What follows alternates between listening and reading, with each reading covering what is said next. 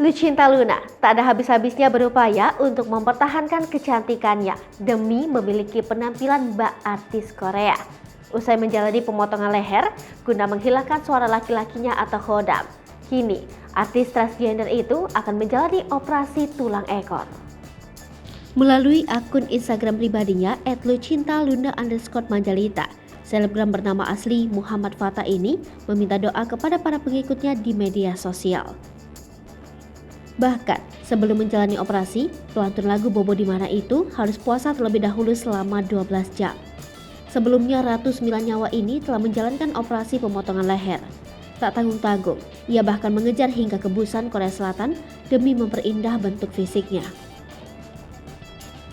Lucinta Luna juga menuturkan pasca operasi ia masih dalam masa pemulihan sehingga belum bisa berbicara. Tak hanya melakukan operasi plastik pada leher, dirinya juga melakukan perubahan wujud.